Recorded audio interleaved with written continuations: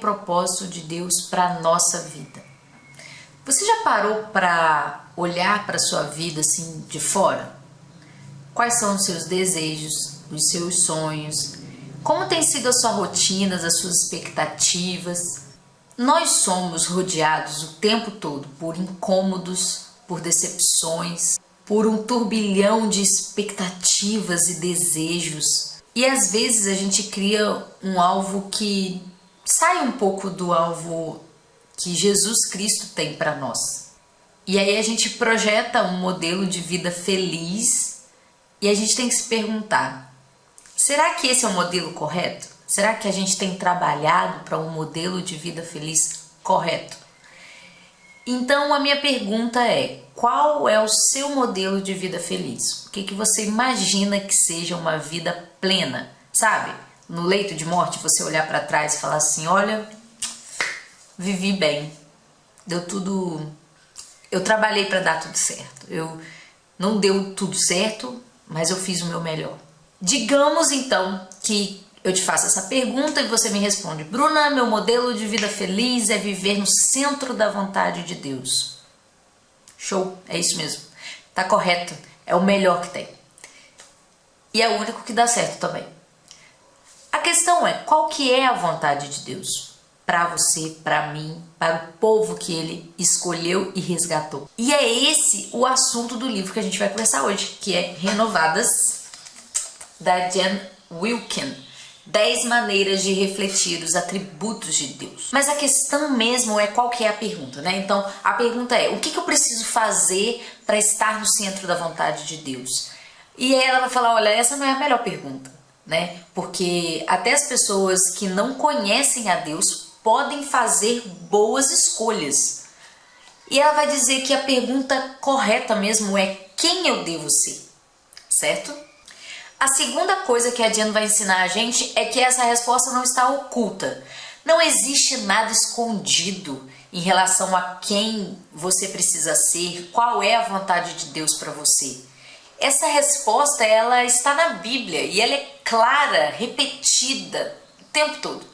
E a questão é que você precisa ser parecido com Cristo. Não depende de uma revelação pessoal, de um clarão que dá na sua cabeça, ou uma profecia numa igreja pentecostal que você vá por um acaso e aí você fica impressionado com alguma revelação que alguém te deu. Não, a vontade de Deus é que você seja parecido com Cristo. E é disso que esse livro vai tratar, dos 10 atributos de Deus que a gente consegue refletir, que a gente consegue buscar e aperfeiçoar com a ajuda do Espírito Santo.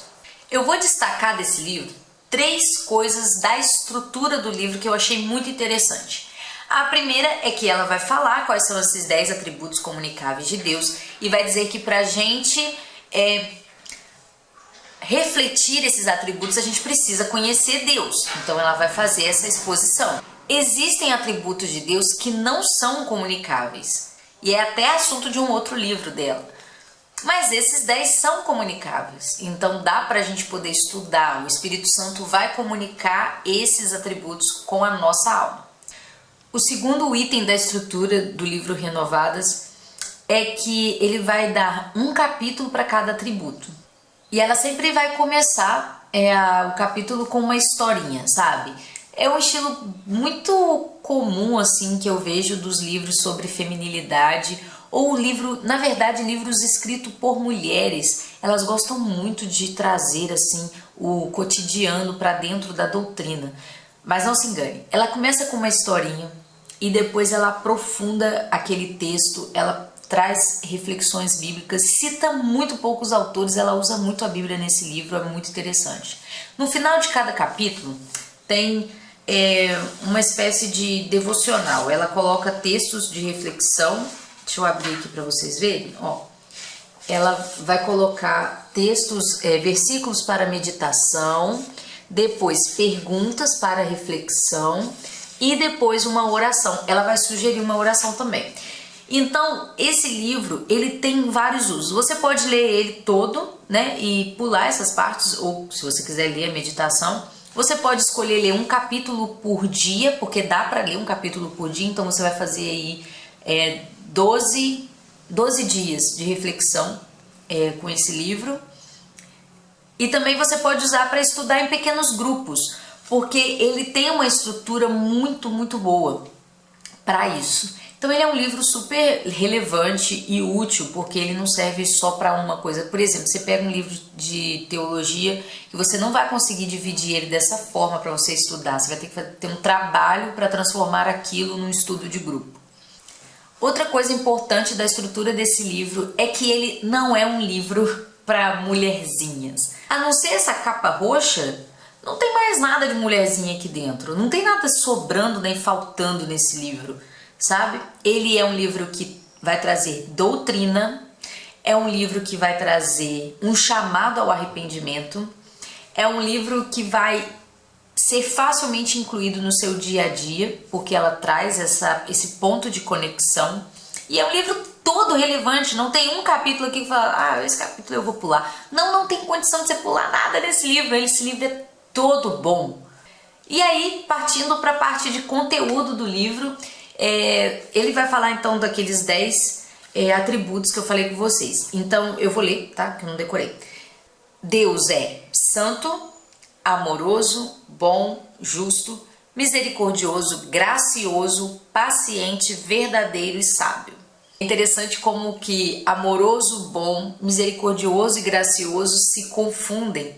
E ela faz essa separação aqui de forma tão magnífica, sabe? Ela consegue dividir isso e aplicar na nossa vida de um jeito que você vai saber exatamente quando Deus aplica bondade, quando Deus aplica misericórdia, quando Deus aplica justiça.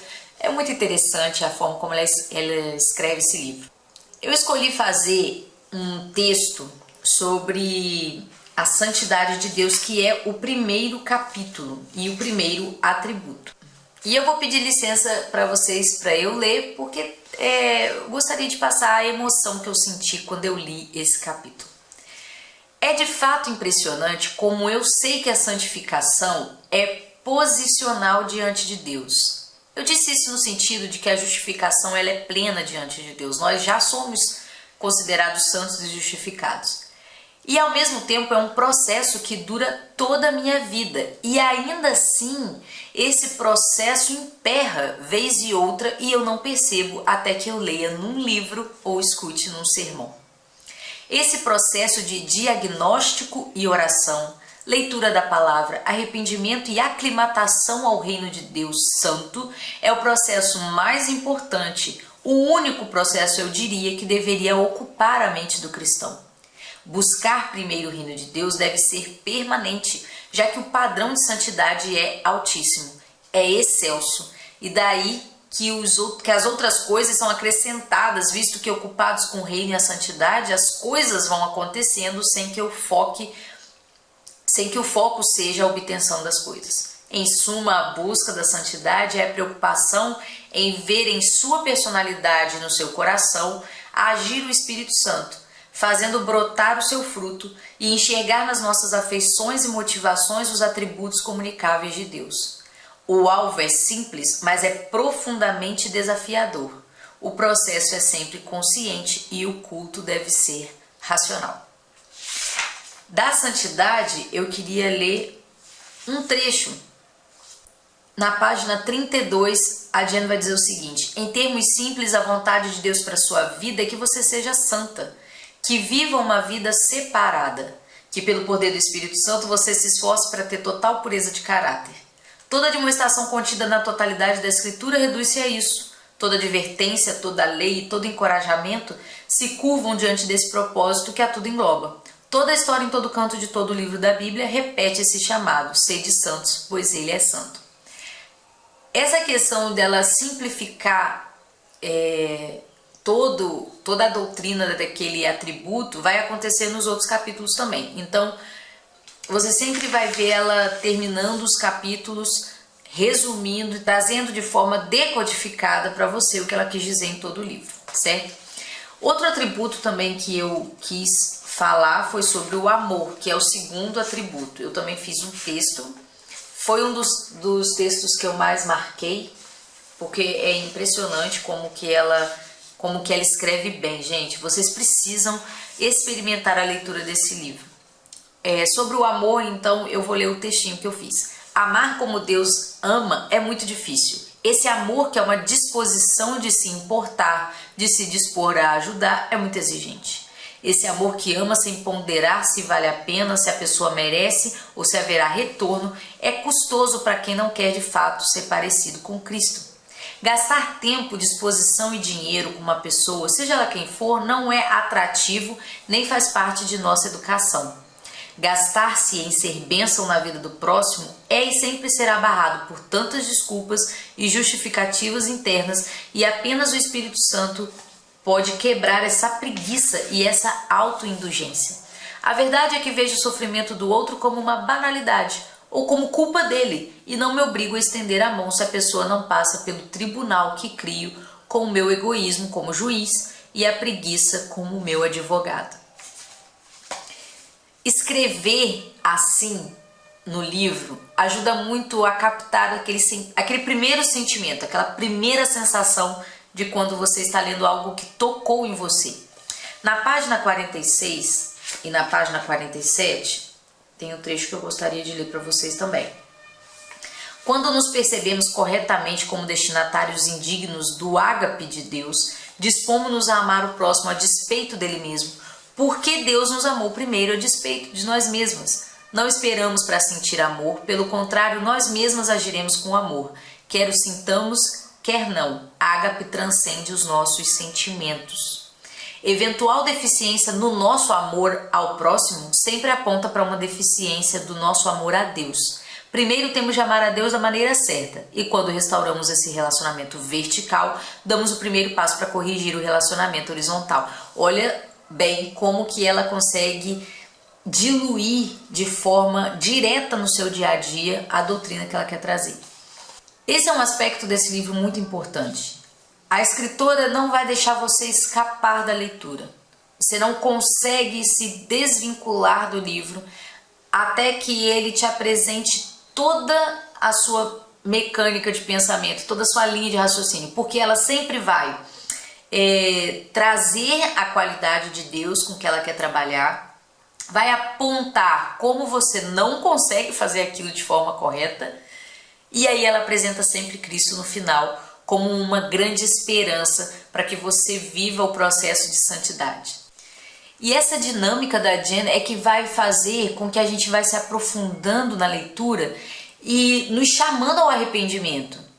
Então ela mostra o que é bom e te instiga a se arrepender de como você não tem sido bom, como aquilo que ela está te mostrando. Então você vai, de fato, durante a leitura, sendo chamada ao arrependimento, sendo chamada a uma vida mais fervorosa, sendo conquistada pelo que Deus tem de bom e não pelo que Ele pode te dar. Aqui, em momento nenhum, ela vai falar de bênção, de dinheiro, de crescimento na vida familiar, nada. Ela está te mostrando Deus.